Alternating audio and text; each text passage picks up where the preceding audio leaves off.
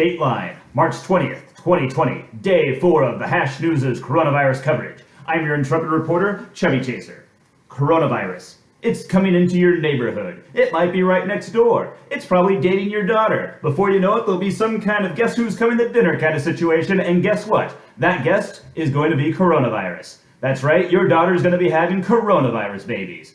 What can we do? How can we segregate this disease out of our neighborhoods? Is it even right to talk this way about it? Probably not. This is actually a very racist bit when you come to think about it. But you know what? We don't have time to edit. Let's get to the news. In local news today, the city of Portland announced that it was not going to initiate lockdowns as it had warned earlier. Mostly after every county in the surrounding area's health officials announced that such a policy would probably be dumb and that we should just let people die. Because you know what? They pretty much want to do it anyways, and it's pretty hard to enforce, so fuck it. The city of Portland in response declared that they had only been drawing the plan for fun. You know, they weren't actually going to do it. Kind of like when you sit down with your spouse and make plans of who you would sleep with your one freebie. You know, that special someone. We all say we have one, but it doesn't mean we're going to do it. Sometimes. On a side note, if anybody out there has this kind of agreement with their spouse and Chevy Chaser's name come up, I promise that I will fulfill the duties of your fantasies. But with the caveat that your spouse has to be in the room because I am a believer in the sanctity of marriage. In other local news, King Pap Smear I of the Kingdom of Milwaukee announced that, unlike the city of Portland, they're going in a much different direction with their coronavirus control strategy. From the top of his shop, looking over and throwing random wrenches at birds, King Pap Smear announced that everybody in the Kingdom of Milwaukee must lick each other's eyeballs immediately.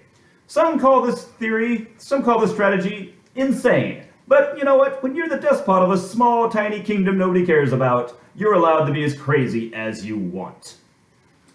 In Florida news today, a bunch of young people proved that Florida is just not full of crazy assholes, it also attracts them. Thanks to low airfare, young people from across the country have flocked down to Florida's beaches to enjoy spring break. That's right, a bunch of young people who are probably going to be the least affected by the virus have all gone en masse down to the state best known for its huge number of old people.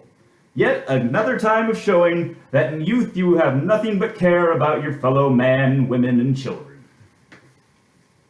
In more national news, it was recently announced that over 2 million Americans filed for unemployment over the last week, breaking records never before seen across the nation as members of the service industry and other groups desperately find ways to survive in this post-apocalyptic wasteland. That's a hard word to say.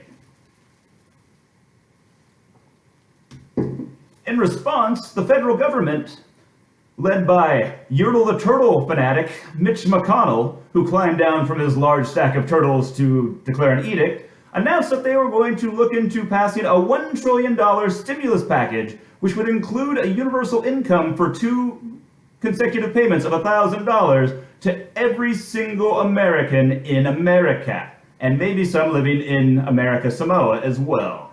We'll find out. The announcement made people who were lovers of Andrew Yang, quote, totally cream their pants as though they were young men at a dance club where the women were really twerking the shit out of it. Of course, leading economists say that this plan to give away $1,000 to everybody in America is just plain stupid and about the same as somebody distracting you from the fact they were shitting on your lawn by giving you $10. Only it's $1,000, which kind of should tell you that's a pretty big fucking shit on your lawn. We're talking a lot of greenery this spring with that kind of fertilizer. Think about it.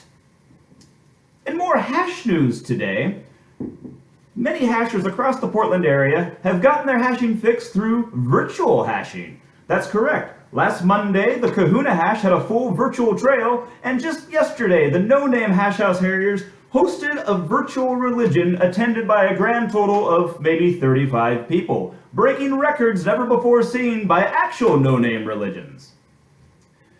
People who were attending were quite excited. For instance, one intrepid young man by the name of Rear Admiral said, I love the online religion. For the first time, I'm allowed to jerk off and attend religion at the same time without people pointing out my weird penis.